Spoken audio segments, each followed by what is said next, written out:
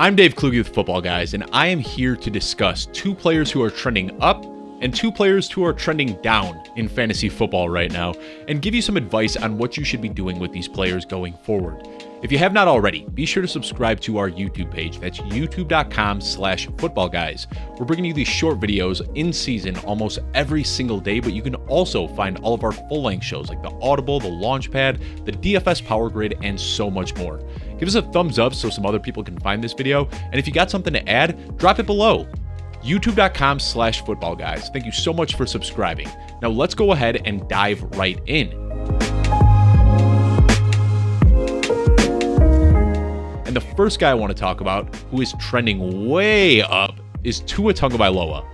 Now, there have been plenty of very loud Tua critics over the last few years, but he shut them all up with Week 2's win over the Baltimore Ravens as he went for a career-high 469 yards and 6 passing touchdowns.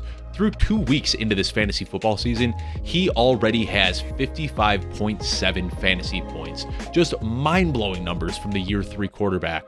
There was a misconception this offseason that Tua Tagovailoa was going to be dinking and dunking his way down the field and putting up pretty high floor and low ceiling type outings.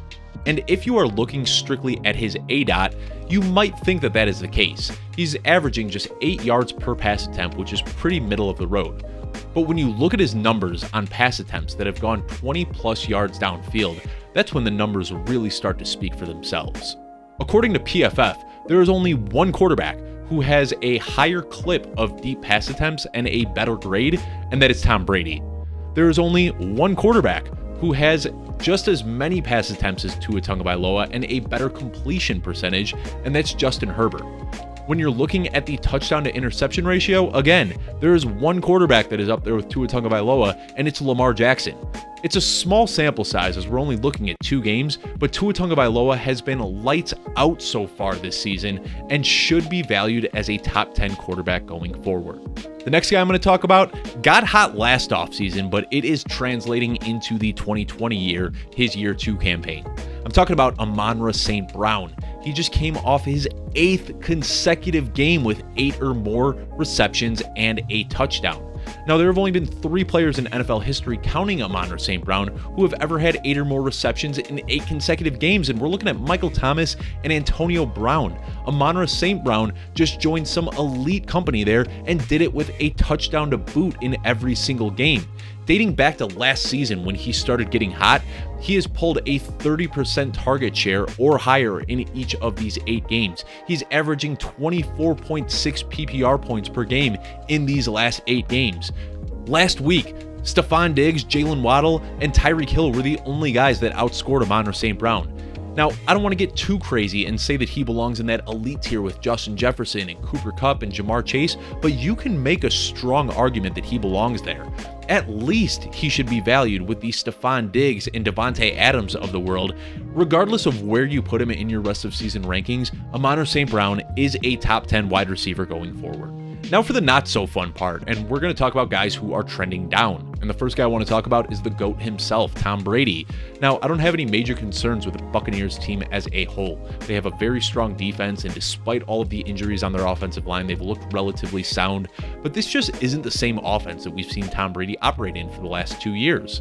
Dating back to 2014, this is only the second instance where Tom Brady has had consecutive games with 225 or fewer yards and 1 or fewer touchdowns. The last time this happened was in 2019. That was Tom Brady's final year in New England, not his best statistical season, and really when people started talking about the end of the road for him. Well, that completely changed when he went to Tampa Bay. His first year in Tampa Bay, he threw for 40 passing touchdowns, which was the second highest mark of his career. The following season, he attempted 719 pass attempts, which set the NFL all-time record. But now, through 2 games, he's on pace for just 519 pass attempts this year, which would be the 3rd lowest of his career. You'd have to go all the way back to 2004 and 2010 to find seasons where he was attempting fewer passes. It's no surprise that a 45-year-old Tom Brady isn't a mobile quarterback. Now, if you're not a Josh Allen, Jalen Hurts, Kyler Murray, Lamar Jackson type of quarterback that gets his rushing points on the ground, there are two ways that you can crack into the elite tier, and that is insane efficiency or insane volume. Well, with Mike Evans looking at a suspension, Chris Godwin being out for who knows how long, Julio Jones already picking up some injuries, and Rob Gronkowski retiring, I don't think we're going to see this elite efficiency from Tom Brady.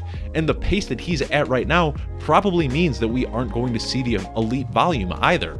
Unfortunately, that spells bad news for Tom Brady. Right now, he is the QB 30 in fantasy football scoring. Now, once Mike Evans comes back and once Chris Godwin is back on the field, maybe things can turn around. But unless you are in a very deep league or a super flex league, you can confidently cut Tom Brady at this point in time. If you're able to trade him and get something in return, awesome. But I don't think you can start Tom Brady with any smidge of confidence going forward until he can string together a few good games. The last guy I'm going to talk about as trending down is somebody that other people are saying might be trending up. Now, Deebo Samuel is already off to a pretty slow start this year, and there is a good argument to be made that he could see additional opportunity with Jimmy Garoppolo under center as opposed to Trey Lance. However, a lot of the concerns that we had in the offseason are already coming to fruition early on this season. If you remember, Deebo Samuel was kind of a tale of two seasons last year. He started off the season as a bona fide alpha wide receiver 1, pulling more than 10 targets per game, consistently making contested catches and ripping off huge plays after the catch. Now, that role as the team's wide receiver 1 came because Brandon Ayuk was in the doghouse. Now, once Brandon Ayuk came out of the doghouse after week 9, that's when we suddenly saw this role shift for Deebo Samuel, and he became their lead running back. During the early part of the season, weeks 1 through 9, when he was playing as a wide receiver, he was the wide receiver 2 overall. From weeks 10 through 18, when he was playing this wide back role, he was the wide receiver 4. But that came with 7 rushing touchdowns, 2 receiving touchdowns, and a passing touchdown in an 8-game stretch. The big concern this offseason was that touchdown regression would hit him and hit him hard, and he only has 1 touchdown through his first 2 games, which is proven to be pretty true. The problem with Deebo Samuel is that you spent a very high draft pick to pick him. Now, you can't start looking at sunk cost value at this point and hoping to redeem that first or second round draft pick. I think it's just time to change our perception of how we look at Deebo Samuel. He might not be the bona fide wide receiver 1 anymore. It's time to just look at him as more of a boomer bust wide receiver 2. Now, if you're able to get something back in the trade market for a boomer bust wide receiver 2 and want to ship off Deebo Samuel, go right ahead and get something, but I think that he still belongs in your lineups every single week. Even though he is the wide receiver 25 right now, he's going to have some boom weeks, but he's also going to have some down weeks that are really going to hurt you. Overall, there's no reason to panic, but you just need to change the way that you're looking at Deebo Samuel going forward. Every single week, I write an article, 3 up and 3 down, and I talked about a few of those guys on today's video. If you're looking to see who else I'm talking about, you can find the link right below in the description and see who else is in that article. As always, please subscribe at youtube.com/footballguys so you can check all of our content out. Give us a thumbs up if you like the video and leave a review down below if you have anything to add. You can find me on Twitter at Dave Kluge, where I am more than happy to help you out with any of your fantasy football questions. Most importantly though, thank you for checking this video out, and I will see you next week.